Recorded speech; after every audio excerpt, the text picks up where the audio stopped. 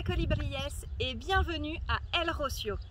Nous sommes à une semaine de la Romería del Rocío qui est une grande fête où des milliers de pèlerins convergent vers le village pour la Pentecôte.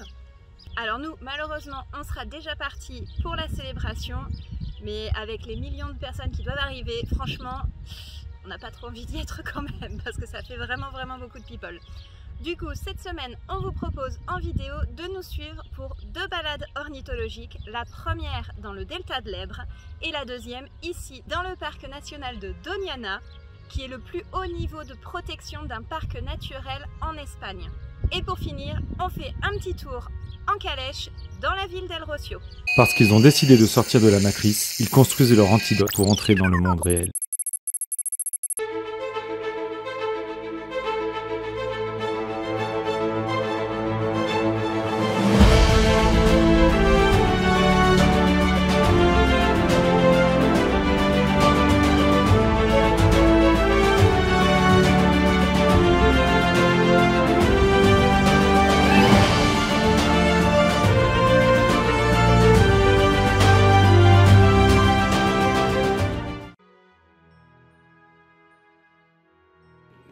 Le paysage et les communautés végétales du delta de l'Èbre sont un excellent exemple de végétation lacustre, et ceux de la Catalogne ont quelques singularités de grande importance du point de vue de la biodiversité.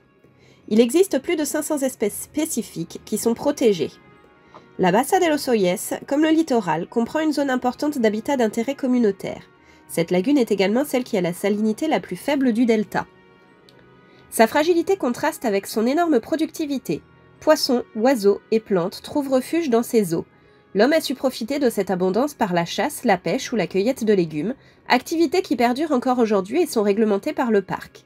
Les lagunes se sont formées par l'isolement de grandes masses d'eau de mer, progressivement entourées de bancs et de dorsales sableuses, ou par l'abandon des vieilles bouches, ou par le drainage des eaux de débordement des rivières en route vers la mer.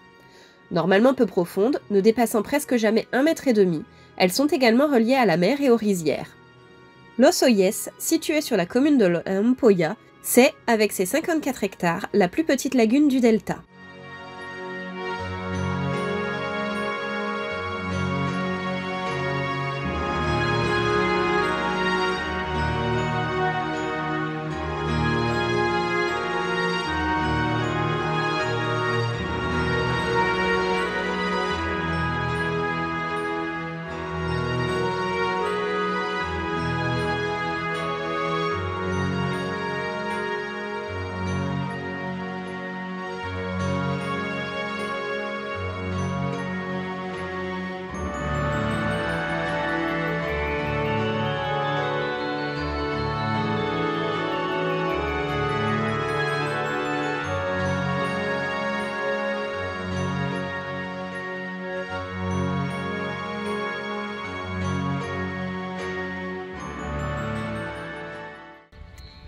Et nous sommes à El Rocío, la ville du cheval des cavaliers.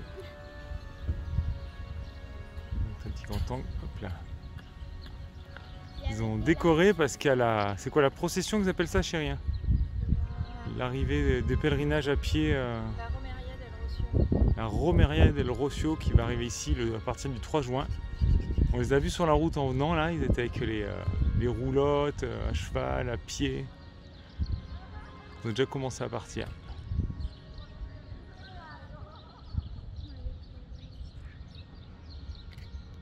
On se croirait au Mexique là.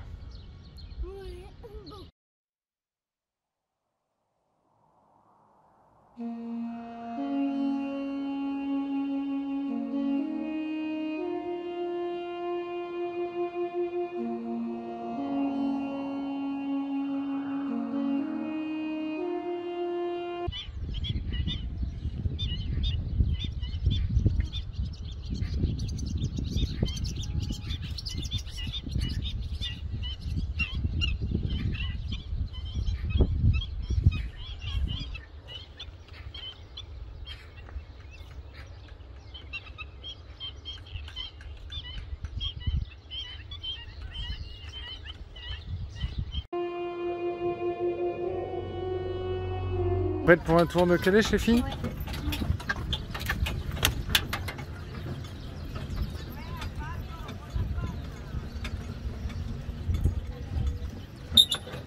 dónde soy, familia?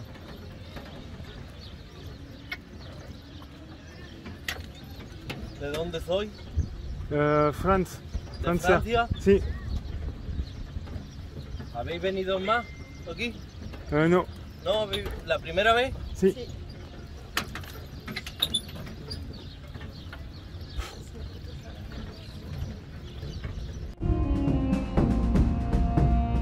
C'est magnifique.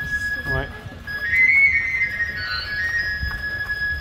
Je passe dans le chemin, les pèlerins vont arriver.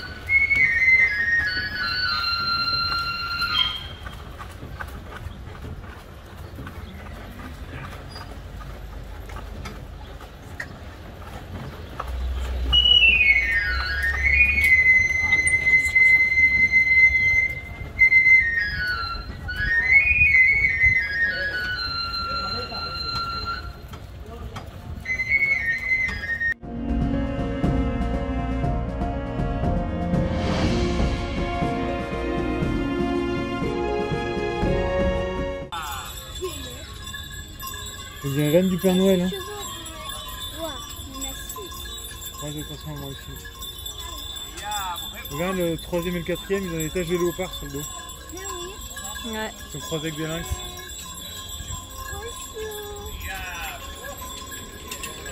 C'est leur peau qui est comme ça. Il est trop beau. Situé à 80 km de Séville, le petit village d'El Rocío est connu pour son décor de western. Ses ruelles ensablées, ses restaurants aux allures de saloon et ses chevaux attachés aux balustres de bois vous transporteront dans un autre temps. Si tout au long de l'année vous pouvez visiter El Rocío et son église blanche en toute tranquillité, le village se réveille pendant le week-end de Pentecôte où entre 500 000 et 1 million de personnes se rassemblent pour le plus grand pèlerinage d'Espagne, appelé Romería del Rocío. Je vous mets d'ailleurs en descriptif le lien d'une vidéo de cette fameuse Romería. Venant de toute l'Andalousie, les pèlerins, vêtus de leurs costumes traditionnels, rejoignent le village à cheval, en calèche ou à pied, pour honorer la Vierge qu'ils appellent également Blanca Paloma.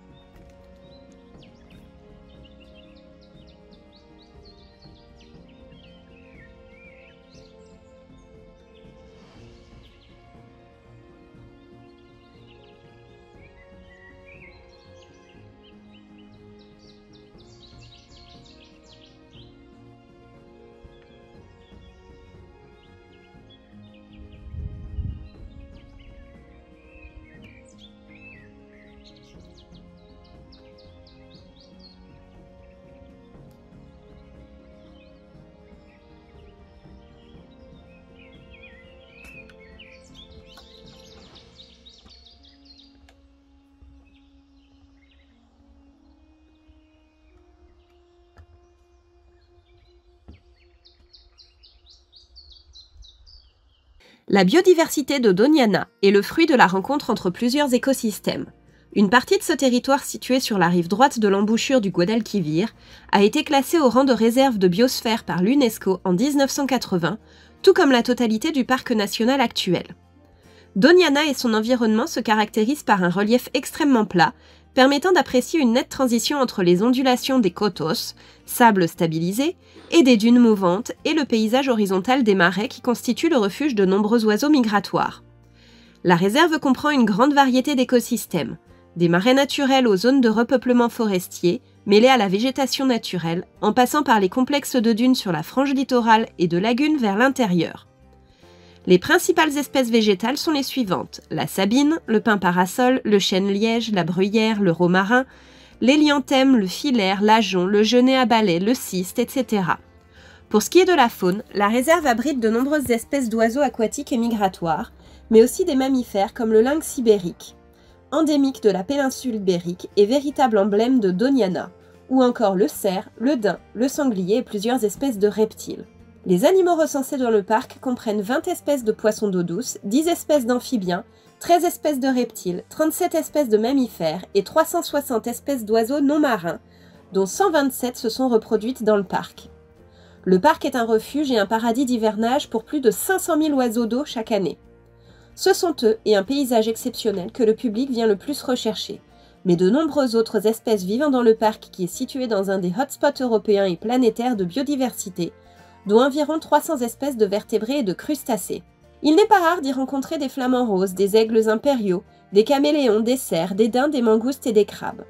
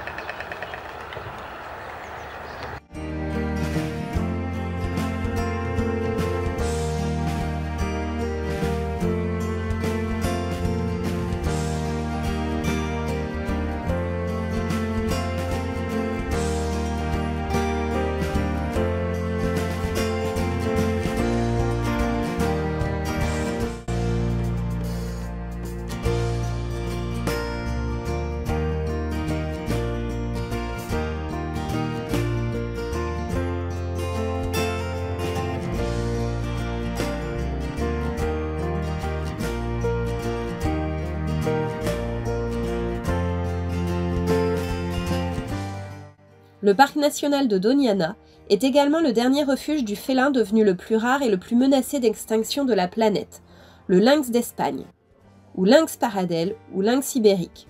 2 petits noyaux d'une 50aine d'individus subsistent dans la région, dont une vingtaine vivent dans le parc ou à ses abords, pour une centaine d'individus au total. Si rien n'est fait, cette espèce sera peut-être, d'ici 5 ans, le premier félin à disparaître de la surface du globe depuis 10 000 ans, après le smilodon ou tigre à dents de sabre.